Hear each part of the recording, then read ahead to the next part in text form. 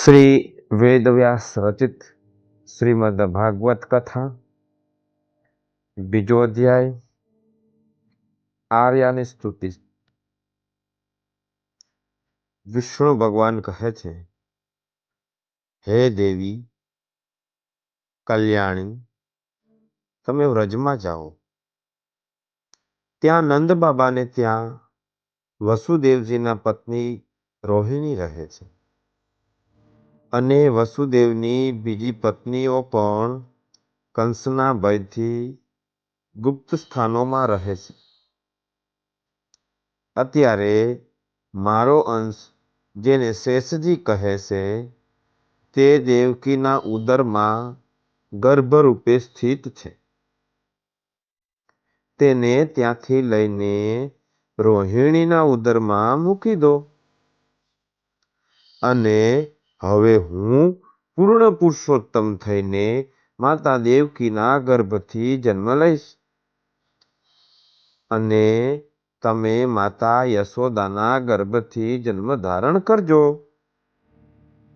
તમે કંસને મોહમાં નાખીને વિંધ્યાચલ પર્વત ઉપર પ્રતિષ્ઠિત થઈ જાજો। હું પણ વ્રજમાં ગાયોની વચ્ચે રહીને હું ગોવાળોમાં નવી ચેતના ઊભી કરીશ અને ગોવાળોમાં ચૈતન્ય નિર્માણ કરીશ અને વૈદિક સંસ્કૃતિ પ્રત્યે ગૌરવ વધારીશ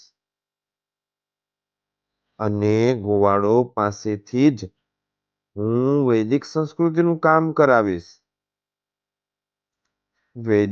વૈદિક સંસ્કૃતિને ઊભી કરવા માટે હું કંસની ગાયો પણ ચરાવીશ અને ગોકુળ મથુરામાં જ સ્વાધ્યાયરૂપી જ્ઞાનનો યજ્ઞ કરાવીશ। ભગવાન વિષ્ણુ યોગ નિદ્રાને એટલે કે યોગ માયાને આ રીતે સ્તુતિ કરીને કહે છે, હે ત્રણેય લોકોની અધિષ્ઠાત્રી નારાયણી દેવી, હું તમને નમસ્કાર કરું।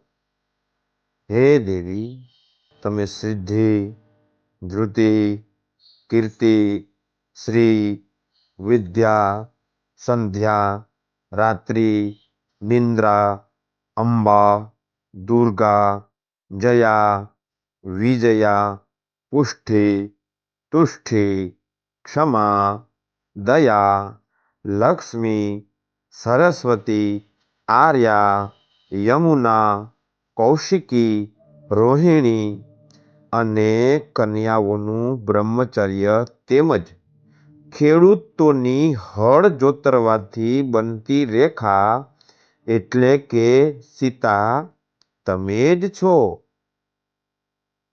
તમે વિવાહિત સ્ત્રીઓનું સૌભાગ્ય છો। તમે જ સાવિત્રી છો। તમે જ દેવમાતા અદિતિ છો। હે દેવી, તમે જ ઓમકાર અને વષ્ટાકાર છો। તમે જ અગ્નિહોત્ર કરનારા બ્રાહ્મણોની અરણી છો। તમે જ યજ્ઞની અંતર્વેદી પણ છો। તમે ઋત્વિજોની દક્ષિણા પણ છો। તમે સમસ્ત પ્રાણીઓને ધારણ કરનારી ધરણી એટલે કે પૃથ્વી માતા તમે જ છો। તમે જ સમુદ્રની તટભૂમિ છો। તમે જ નૌકા અથવા જહાજથી યાત્રા કરનારા વેપારીઓને પ્રાપ્ત થનારી સિદ્ધિ પણ તમે જ છો। તમે જ યક્ષોની માતા એટલે કે કુબેરની માતા છો તથા નાગોની જનની સુરસા તમે જ છો। હે દેવી, રાત્રિ એ તો તમારું જ સ્વરૂપ છે। તમે સમસ્ત ભૂતોમાં સુરાદેવી છો અને દાનવોનો વધ કરવા માટે તમે જ દુર્ગા, ચંડિકા, કાલિકા આવું રૌદ્ર સ્વરૂપ ધારણ કરી લ્યો છો। અરે તમે જ ઇન્દ્રની મનોહર દ્રષ્ટિ છો. તમે જ જ્યોતિર્મય ગ્રહો અને તારીખોની પ્રભા છો. તમે જ નક્ષત્રોમાં રોહિણી છો. તમે જ ચંદ્રમામાં પૂર્ણિમા સ્વરૂપે બિરાજમાન થાવો છો. હે દેવીજી, તમારા અનેક રૂપ છે, તેથી તમે બહુરૂપા કહેવાઓ છો. હે દેવીજી, તમારા નેત્ર મોટા મોટા છે, એટલા માટે તમે વિશાલાક્ષી છો. હે દેવીજી, તમે સદા પોતાના ભક્તોનું રક્ષણ કરવા વાળા છો અને દેવતાઓને વિજય આપવા વાળા છો. હે દેવીજી, તમે ત્રિશૂળ અને પટ્ટીશ ધારણ કરો છો. તમે દરેક માસના કૃષ્ણ પક્ષની નોમ અને શુક્લ પક્ષની એકાદશી છો. હે દેવીજી, તમે બળદેવજીના નાના બહેન છો અને નંદગોપના પુત્રી છો. તમે જ પ્રાણી માત્રનું આવાસ સ્થાન, મૃત્યુ તથા પરમ ગતિ છો. હે દેવીજી, તમને મધુયુક્ત ભોજન અત્યંત પ્રિય છે. હે દેવીજી, તમે જ દિશા, વિદિશા, પ્રભા, અગ્નિશિખા અને અતિ દારૂણ સ્વરૂપ રેવતી છો. હે દેવીજી, તમે જ પાર્વતી દેવી રૂપે પ્રસિદ્ધ છો. હે દેવીજી, સાધ્વી સ્ત્રીઓમાં તમે જ વશિષ્ઠ પત્ની અરુંધમતી છો. વિદ્યાઓમાં તમે જ બ્રહ્મ વિદ્યા છો. હે દેવીજી, તમે સમસ્ત વિશ્વને મોહમાં નાખનારી નિંદ્રા છો. હે દેવીજી, તમે મહર્ષિ વાલ્મીકીમાં સરસ્વતી રૂપે અને મહર્ષિ વેદવ્યાસમાં સ્મૃતિ રૂપે તથા ઋષિ મુનિઓમાં વૈદિક તત્વજ્ઞાન સ્વરૂપે સ્થિત છો.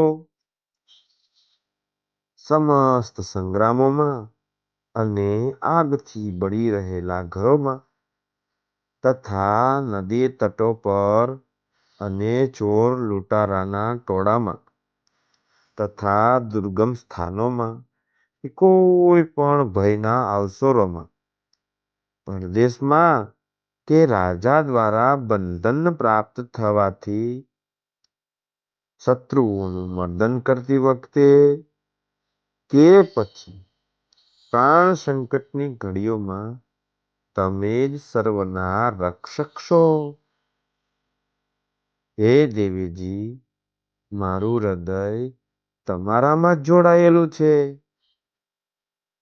હે દેવીજી, મારું ચિત્ત અને મન બંને તમારામાં જ અનુરક્ત છે. હે દેવીજી, તમે સમસ્ત પાપમાંથી મારી રક્ષા કરો. હે દેવીજી, તમારે અમારી ઉપર કૃપા કરવી જોઈએ. હે દેવીજી, શ્રી કૃષ્ણ દ્વૈપાયન વ્યાસજીએ જેવું કહ્યું છે તે પ્રમાણે તમે સત્ય અને દિવ્ય બ્રહ્મ છો. આમ ભગવાન વિષ્ણુ યોગ માયાની સ્તુતિ કરીને અંતર્ધ્યાન થઈ ગયા અને માતા યોગ માયાએ પણ પ્રસન્ન થઈને તેમની આજ્ઞાનું પાલન કરવાનો પાકો નિશ્ચય જ કરી લીધો અને ભગવાન વિષ્ણુએ જેમ કહ્યું હતું તેમ જ કર્યું અને પહેલા તે દેવકીના ગર્ભમાં આવ્યા, પછી તે યશોદાના ગર્ભથી જન્મ ધારણ કર્યો, ત્યારબાદ કંસ દ્વારા પથ્થર પર પટકાયા પહેલા જ એ વીજળી સ્વરૂપે આકાશ માર્ગે થઈ રોહિણીના ગર્ભથી ફરી જન્મ ધારણ કરી અને સુભદ્રા સ્વરૂપે સંસ્કૃતિનું પુનરુત્થાન કરવા માટે યોગમાયા જન્મ ધારણ કરે છે. ઓમ તત્સદિતિ શ્રીમદ્ભાગવત કથા દ્વિતીયોऽધ્યાયઃ. હરિ ઓમ તત્સત. હરિ ઓમ તત્સત. હરિ ઓમ તત્સત.